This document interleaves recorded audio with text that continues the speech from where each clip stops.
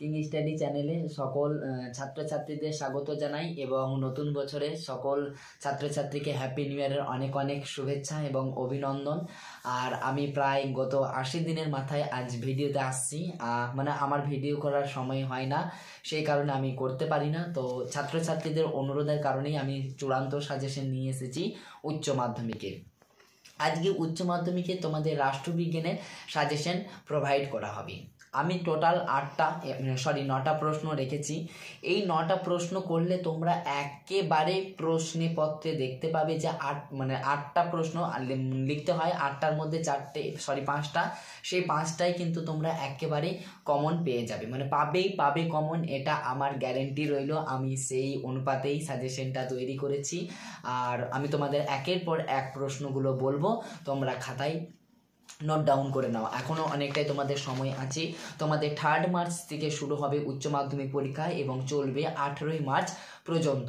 সুতরাং এখনও তোমাদের জানুয়ারি মাসে পুরোটাই বাকি, এছাড়াও ফেব্রুয়ারি মাসটা বাকি আছে এবং আর মার্চের নেই, 3 তারিখ থেকে শুরু যেহেতু। সুতরাং প্রায় আরও এখনও তোমাদের মাথায় প্রায় 35 কিংবা 40টা দিন আছে। তোমরা ভালো মনোযোগ সহকারে এই 9টি প্রশ্ন রেডি করো, মানে তোমরা পাবে কমন, এটা আমি একেবারে গ্যারেন্টি দিচ্ছি। এবং তার পাশাপাশি বলে দেবো যে কোন প্রশ্নটা এবছর আসছে কিংবা তোমাদের প্রশ্নপত্রে একেবারে চলে এসেছে বললেই চলে। শুরু করছি প্রশ্ন 1। সেটা হচ্ছে যে ক্ষমতা কাকে বলে, ক্ষমতার মূল উপাদানগুলি আলোচনা করো। ভ্যারি ভ্যারি ভ্যারি ইম্পর্টেন্ট, একেবারে প্রশ্নপত্রে চলে এসেছে, এটা বললেই চলে। 2 নম্বর প্রশ্ন হচ্ছে বিশ্বায়ন কাকে বলে, এর প্রকৃতি আলোচনা করো। অথবা ওই প্রশ্নটা যে ক্ষমতা কাকে বলে এবং ক্ষমতার উপাদানগুলি আলোচনা করো, তার সাথে প্রশ্নটা অথবা দিয়ে বিশ্বায়ন কাকে বলে বা বিশ্বায়নের প্রকৃতি আলোচনা করো প্রশ্নটা আসবে। এটাও ভ্যারি ভ্যারি ইম্পর্টেন্ট প্রশ্ন। 2 নাম্বার হলো। 3 নাম্বার প্রশ্ন হচ্ছে উদারনীতিবাদ কাকে বলে, এর বৈশিষ্ট্য লেখন। ভ্যারি ভ্যারি ভ্যারি ইম্পর্টেন্ট, প্রশ্নপত্রে চলে এসেছে বললেই চলে। কি বললাম, উদারনীতিবাদ কাকে বলে, এর বৈশিষ্ট্য লেখো। 3 নাম্বার। 4 নাম্বার প্রশ্ন হচ্ছে যে জাতীয় স্বার্থের সংজ্ঞা দাও এবং জাতীয় স্বার্থের ধারণা বিশ্লেষণ করো। 5 নাম্বার প্রশ্ন হচ্ছে যে ভারতের অঙ্গরাজ্যের মুখ্যমন্ত্রীর ক্ষমতা ও পদমর্যাদা ব্যাখ্যা করো। ভ্যারি ভ্যারি ইম্পর্টেন্ট, বললেই চলে যে এই প্রশ্নটাও তোমাদের প্রশ্নপত্রে চলে এসেছে। ভারতের অঙ্গরাজ্যের মুখ্যমন্ত্রীর ক্ষমতা ও পদমর্যাদা ব্যাখ্যা করো।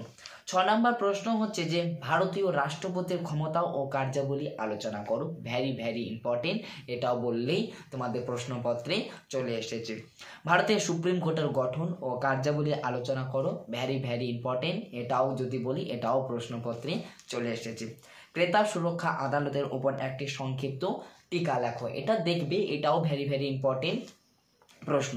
এবং তাছাড়াও এই প্রশ্নটা এই বছর আমার মনে হচ্ছে, কারণ গত বছর এই প্রশ্নটা বিভিন্ন ধরনের টেস্ট পেপারে ঘোরাফেরা করছিল, কিন্তু এই বছর যে টেস্ট পেপার কিংবা বিভিন্ন স্কুলে যে টেস্ট পরীক্ষা হচ্ছে সেখানে কিন্তু আমি দেখিনি যে এই প্রশ্নটা কিন্তু ঘোরাফেরা করছে। কিন্তু আমার মনে হলো ব্যক্তিগতভাবে 9 নাম্বারে রেখেছি প্রশ্নটা, কিন্তু আমার মনে হয় যে 2025-এর জন্য এটা মোস্ট ইম্পর্টেন্ট, হয়তো প্রশ্নপত্রে এটাও ছেপেছে।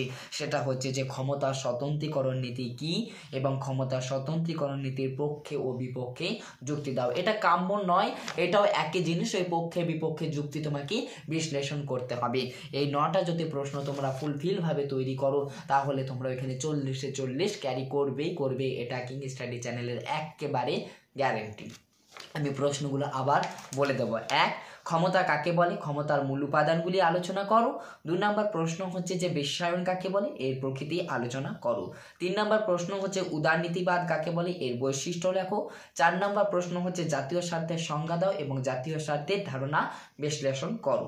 5 নাম্বার প্রশ্ন হচ্ছে ভারতের অঙ্গরাজ্যের মুখ্যমন্ত্রীর ক্ষমতা ও তার পদমর্যাদা ব্যাখ্যা করো। 6 নাম্বার প্রশ্ন হচ্ছে ভারতের রাষ্ট্রপতির ক্ষমতা ও কার্যাবলী আলোচনা করো। 7 নাম্বার প্রশ্ন হচ্ছে ভারতের সুপ্রিম কোর্টের গঠন ও কার্যাবলী ব্যাখ্যা করো।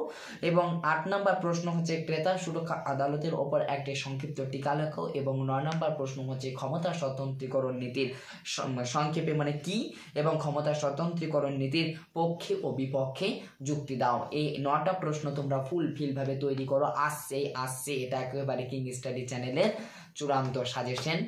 আর আমি চেষ্টা করব আরও কয়েকটা বিষয়ে সাজেশন তৈরি করেছি, এবং ইতিহাস, তাছাড়াও বাংলা আছে, এই সকল বিষয়, এবং যদি সংস্কৃত হয়, আমার সময় হয় না, যদি আমি সময় দিতে পারি তাহলে আমি তোমাদের এই সাজেশনগুলো একের পর এক আপলোড করে দেবো। আর ভিডিওটা ভালো লাগলে অবশ্যই বন্ধুদের মাঝে শেয়ার করে দাও, এবং চ্যানেলে নতুন হয়ে থাকলে সাবস্ক্রাইব করো। বাস।